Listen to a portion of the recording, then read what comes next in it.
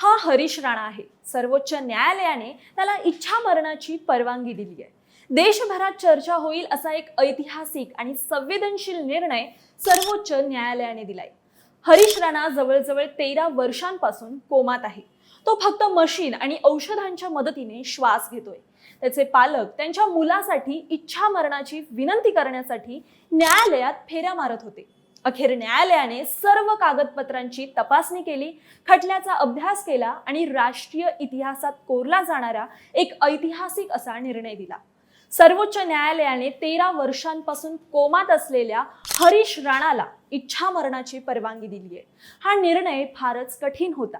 तसेच देशातील हा पहिलाच इच्छा मरणाचा खटला आहे जो मंजूर झालाय। चला तर या प्रकरणाची पार्श्वभूमी जाणून घेऊया। नमस्कार, मी सेजल तांबे आणि तुम्ही अजूनही जर चॅनलला सबस्क्राइब केलं नसेल तर लगेच करून घ्या। न्यायालयाने आपल्या निवेदनात काय म्हटलं आहे आणि इच्छा मृत्यू म्हणजे काय हे सर्व आपण या व्हिडिओमधून जाणून घेणार आहोत। 13 वर्षांपूर्वी 2013 मध्ये गाझियाबादचा 32 वर्षीय हरीश राणा एका इमारतीच्या 4थ्या मजल्यावरून पडला आणि त्याच्या मेंदूला गंभीर अशी दुखापत झाली। त्या अपघातानंतर तो व्हेजिटेटिव्ह स्टेट म्हणजेच कोणतीही हालचाल नसलेल्या अवस्थेत गेला आणि गेली 13 वर्ष फक्त मशीन आणि औषधांच्या मदतीने तो श्वास घेतोय। त्याच्या गळ्याला श्वासासाठी नळी आणि अन्नासाठी पोटाला नळी लावण्यात आली होती, पण 13 वर्षात त्याच्या प्रकृतीत कोणतीही सुधारणा दिसून आली नाही। दीर्घकाळ अंथरुणावर असल्यामुळे त्याच्या शरीरावर जखमा होत्या आणि डॉक्टरांनीही बरे होण्याची शक्यता नसल्याचे सांगितले। अशा परिस्थितीत त्याच्या पालकांनी सर्वोच्च न्यायालयात इच्छा मरणासाठी याचिका दाखल केली। न्यायमूर्ती जे.बी. पारडीवाला आणि के.व्ही. विश्वनाथ यांच्या खंडपीठाने सर्व वैद्यकीय अहवाल आणि कागदपत्रांचा अभ्यास करून हरीश राणाला पॅसिव्ह इच्छा मरणाची परवानगी दिली। निकाल देताना न्यायाधीश देखील भावुक झाले आणि त्यांनी विल्यम शेक्सपियर्सच्या हॅमलेटमधील प्रसिद्ध ओळ टू बी और नॉट टू बी याचा उल्लेख केला। याचा अर्थ असा आहे की जीवन इतके संघर्षाने भरलं आहे की जीवन जसे आहे तसे जगायचं की संपवायचं हे ठरवणं कठीण होते।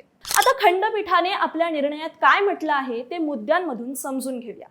न्यायालयाने म्हटलं आहे की आजचा निर्णय तर्कावर आधारित नव्हता, तर प्रेम, औषध आणि विज्ञानावर आधारित होता। हा अहवाल अत्यंत दुःखद आहे। आमच्यासाठी हा एक कठीण निर्णय होता। हरीशच्या पालकांनी त्याला कधीही सोडलं नाही, त्यामुळे न्यायालयाने गेली 13 वर्ष निस्वार्थपणे मुलाची सेवा करणाऱ्या पालकांचे विशेष कौतुकही केले। तसेच आदेश दिलाय की हरीश राणाला दिल्लीच्या एम्स रुग्णालयात दाखल करावे आणि त्याचे लाईफ सपोर्ट हळूहळू काढावे, जेणेकरून मृत्यू हा नैसर्गिक आणि सन्मानपूर्वक होईल। इनफॅक्ट यापूर्वीही भारतात काही महत्त्वाची प्रकरणं झाली होती, पण त्या प्रकरणांमध्ये सुप्रीम कोर्टाने इच्छा मरणाची परवानगी दिली नव्हती। जसं मार्च 2011 मध्ये अरुणा शानबाग प्रकरणात, ज्या 36 वर्षांहून अधिक काळ व्हेजिटेटिव्ह स्टेटमध्ये होत्या, त्यावेळी त्यांच्या इच्छा मरणाची याचिका ही सुप्रीम कोर्टाने फेटाळून लावली। पण भविष्यातील अपवादात्मक प्रकरणासाठी पॅसिव्ह इच्छा मरणाचे मार्गदर्शक तत्वे तयार करण्याचे निर्देश दिले गेले।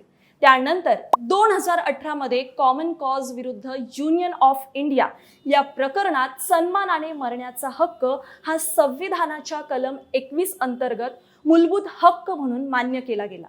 या निर्णयांनी मार्गदर्शक तत्वे तयार केली गेली की निष्क्रिय अवस्थेत असलेल्या रुग्णास पॅसिव्ह इच्छा मरण कसे लागू करता येईल। हरीश राणाचे प्रकरणही त्याच मार्गदर्शक तत्वांनुसार आणि कठोर वैद्यकीय तपासणीनंतरच मंजूर झाला आहे। आता आपण इच्छा मृत्यू म्हणजे काय ते समजून घेऊयात। इच्छा मृत्यूचे 2 प्रकार आहेत, सक्रिय इच्छा मृत्यू आणि निष्क्रिय इच्छा मृत्यू। सक्रिय इच्छा मृत्यूमध्ये थेट कृती करून रुग्णाचा मृत्यू घडवला जातो, जो भारतात बेकायदेशीर आहे, आणि निष्क्रिय इच्छा मृत्यूमध्ये रुग्णाच्या वैद्यकीय सहाय्य प्रणालीला काढून टाकली जाते। उदाहरणार्थ आहार नळ्या, व्हेंटिलेटर किंवा CPR काढणे, जेणेकरून मृत्यू हा नैसर्गिकरित्या होतो। रुग्णाच्या कुटुंब आणि वैद्यकीय मंडळाच्या संमतीनंतरच पॅसिव्ह इच्छा मृत्यू केलं जातं। त्याची अंमलबजावणी ही कठोर नियमांनुसार होते। 2018 मध्ये कॉमन कॉज विरुद्ध युनियन ऑफ इंडिया प्रकरणात सुप्रीम कोर्टाने सन्मानपूर्वक मृत्यूचा अधिकार हा मूलभूत हक्क म्हणून मान्य केला। त्या निर्णयात मार्गदर्शक तत्व तयार केली गेली की निष्क्रिय अवस्थेत असलेल्या रुग्णास पॅसिव्ह इच्छा मृत्यू कधी आणि कसे लागू करता येईल। सक्रिय इच्छा मृत्यू अजूनही बेकायदेशीर आहे आणि जगभरातही ती फार लोकप्रिय नाहीये. फक्त पॅसिव्ह मृत्यू, इच्छा मृत्यूच मर्यादित परिस्थितीत होऊ शकते. हरीश राणाचे प्रकरण या नियमांनुसार आणि कठोर वैद्यकीय तपासणीनंतरच मंजूर करण्यात आलंय. आता हरीश राणाचे प्रकरण हा देशातील पहिला मान्यताप्राप्त इच्छा मरणाचा खटला मानला जातोय. त्यामुळे आता या निर्णयामुळे भारतात इच्छा मरणाच्या विषयावर पुन्हा एकदा मोठी चर्चा सुरू झाली आहे.